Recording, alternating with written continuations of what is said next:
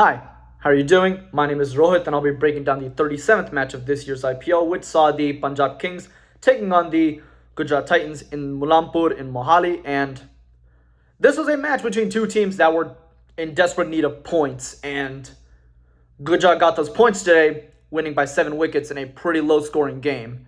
And credit to the Gujarat bowlers, specifically Sai Kishore, 4 from 33 in 4 overs, for absolutely just dragging down the Punjab batting lineup, because there were points where it looked like Punjab was going to get a pretty decent score on the board, but Sai Kishore, along with the other Gujarat bowlers, kept taking timely wickets and ensuring that no batter really got set.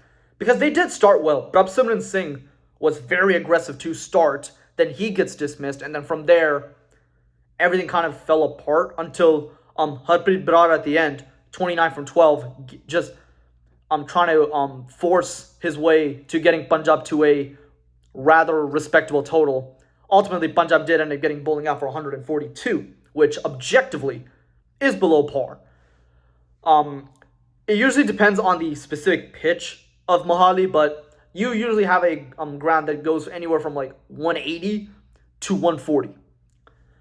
I thought this pitch looked like somewhere that was around a 165, 170 pitch, but it just depends on how well you're able to apply yourself, and clearly the Punjab batters did not apply themselves. Again, with Shikhar Dhawan still out, Punjab is still trying to figure out what their lineup is, and unfortunately they're still having to rely on Sam Curran as an opener, and he's been struggling in that opening spot with the bat. Only 20 from 19 today, and his innings was really not that impactful. So they also brought in other foreign batters to try and, get the scoring rate up. They brought in Riley Rousseau. Rousseau is continuing to struggle in Indian conditions. He goes for cheap. Liam Livingston doesn't get going. And then after that, you have all of your frontline batters all the way up the order. They all fail.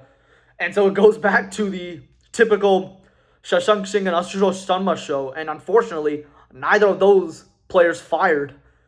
And that's how Punjab has been able to just keep games close. How they've been able to try and get into winning positions is because of Shashank Singh and Ashutosh Sharma basically willing Punjab into those positions. Both players couldn't get going today, and that, again, hampers their scoring potential, and it goes back to Punjab still not really knowing how to set their batting lineup. Frankly, I think Russo should be dropped, bring back Bairstow, move Curran down the order, and then figure out what you're going to do with that number 3 spot.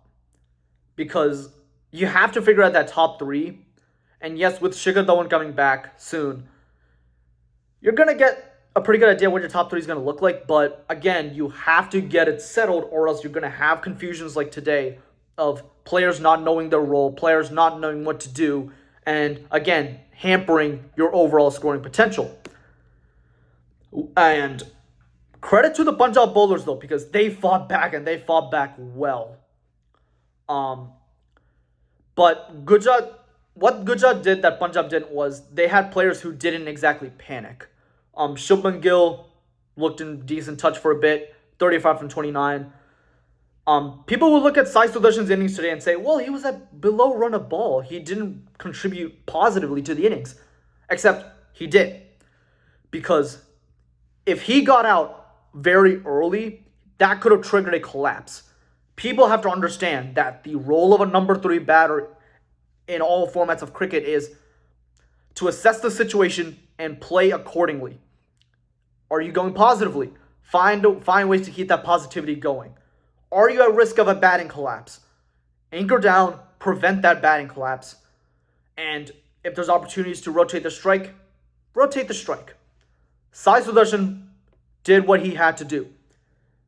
Punjab looked like they could have triggered a batting collapse on Gujarat's end. Sai Sudarshan not throwing away his wicket allowed Gujarat to avoid that sort of batting collapse.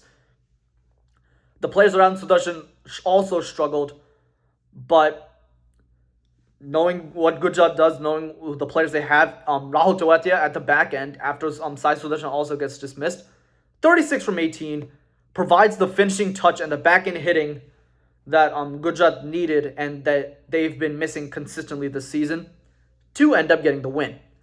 So for Gujarat, it was mainly just players not panicking and backing themselves back in their strengths. It was Rahul Tewatia backing himself to be that back end hitter, to not panic when the required run rate got up. Because yes, it's a low scoring chase. Your required run rate is not that high, but all of a sudden, if you're chasing at sevens and next thing you know, that required rate's up at 8, 9, 10, you're going to think, we missed a trick somewhere. We have to get this back down to where it's supposed to be.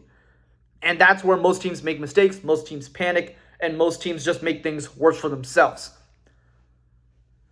Gujarat did not allow that to happen. Tewatia picked his spots. Tewatia scored. Gujarat wins. Sam Curran's captaincy, though, kind of didn't make sense, especially in that back end. You have players like Kagiso Rabada, Arshdeep Singh, Harshal Patel, and you really only get maybe 2 overs out of them in the final 4. You still take a low score of 142 to the final over. If you use your resources better, you have a chance at winning this game. I don't understand the thought process in terms of who Punjab sent into bowl when. Maybe if their process was a little better, they could win. But again, this is why bad franchises stay bad. It's these little things that they keep kind of repeating. Punjab, again, it goes back to their lack of understanding of their own batting lineup, and then their lack of understanding of where to bowl their players when they're defending totals or even trying to restrict teams from putting up big totals.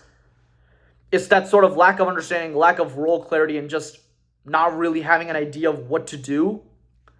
It's why they're languishing where they are. It's why, despite how many games that they've taken to the last over, they've lost almost all of them. Simply because of, most of the time, they just don't know what to do. They panic, they fall short. What Gujarat did today was they didn't panic.